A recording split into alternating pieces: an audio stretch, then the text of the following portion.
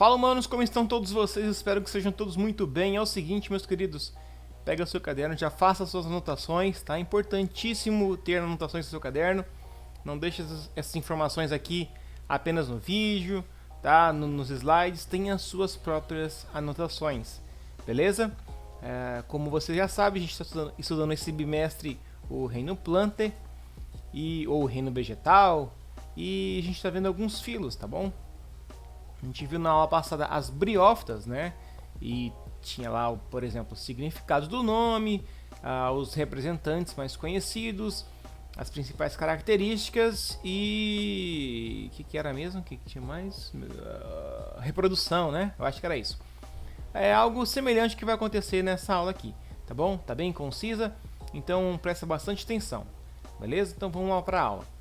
Pteridófitas, como a gente viu em briófitas, é algo semelhante aqui, ó, tem um significado no nome, tá? Em todos os nomes vai ter um significado, tá bom? De todos os filos que a gente for assistir.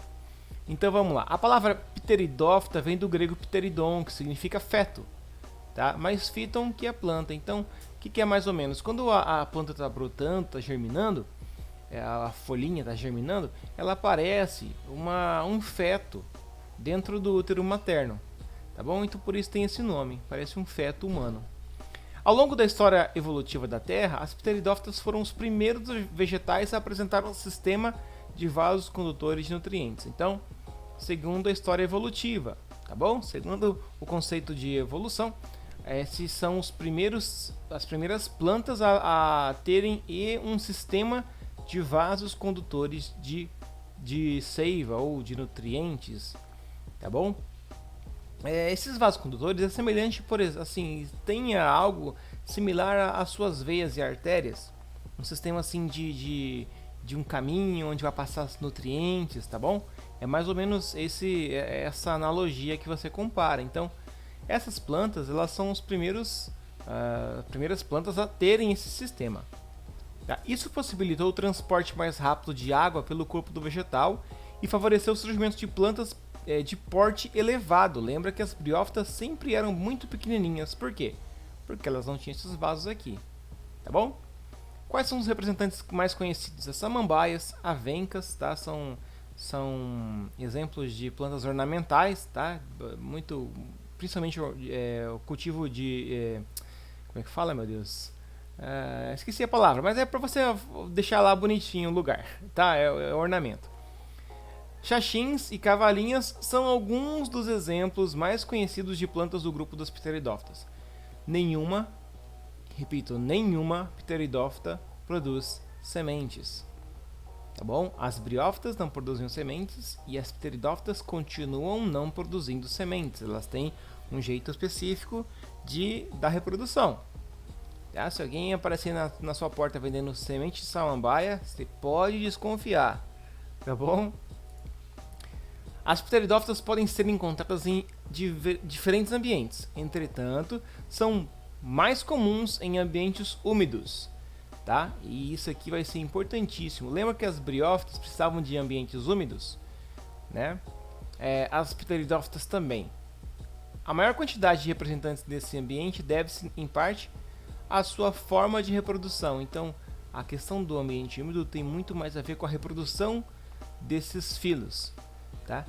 E as pteridófitas não fogem a essa regra aqui de um ambiente úmido referente à reprodução, porque ela vai precisar de água para a movimentação do anterozoide, ou seja, do gameta masculino. O gameta masculino precisa da água para poder achar a osfera, né, o gameta feminino. Beleza? Falando já em reprodução, a gente já chega nesses finalmente aqui. A samambaia é uma planta assexuada. Sabe aquela plantinha, aquela samambaia que talvez você na sua casa aí, ou lá na casa da sua tia, da sua avó, tem lá num vasinho? Aquela planta lá, ela é assexuada. Quer dizer assim, a grosso modo, entenda isso, tá? Não é bem isso. Mas entenda assim, entenda essa analogia. Ela não é macho e nem fêmea. Tá bom? Porque, basicamente, ela não está produzindo gametas. Essa plantinha aqui não produz gametas, tá? a parte da planta que produz gametas que a gente pode falar que ela é sexuada. Essa aqui não produz gametas, nem masculinos nem femininos. Tá bom? Então é por isso que ela é chamada de assexuada. O que ela produz? Ela produz esporos.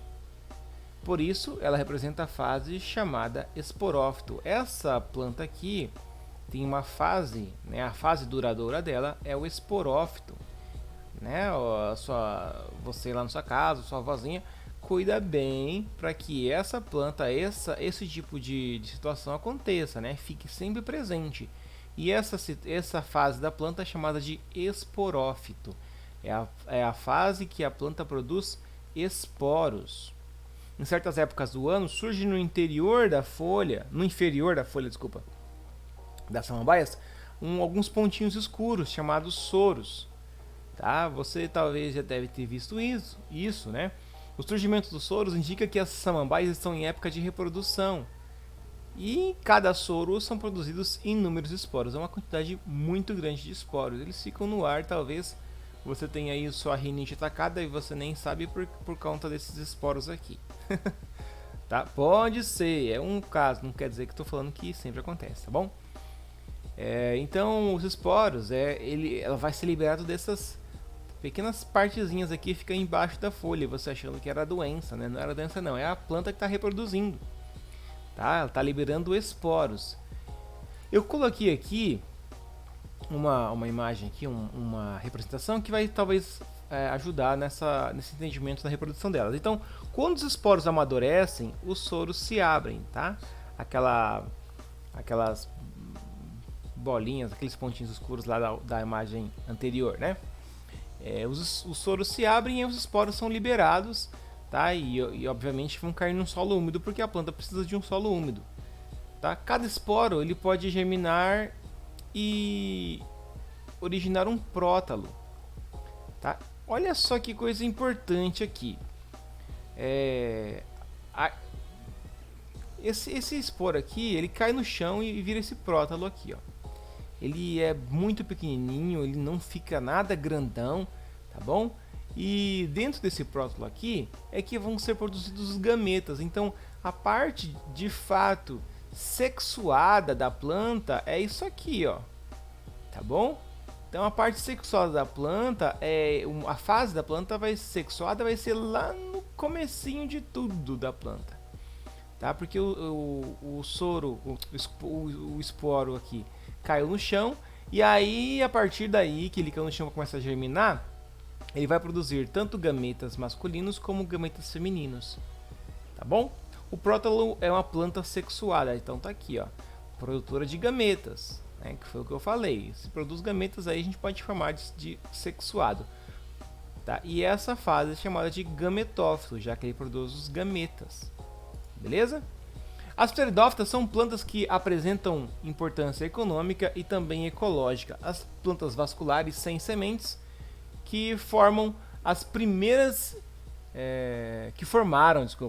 as primeiras florestas do planeta segundo a linha da evolução.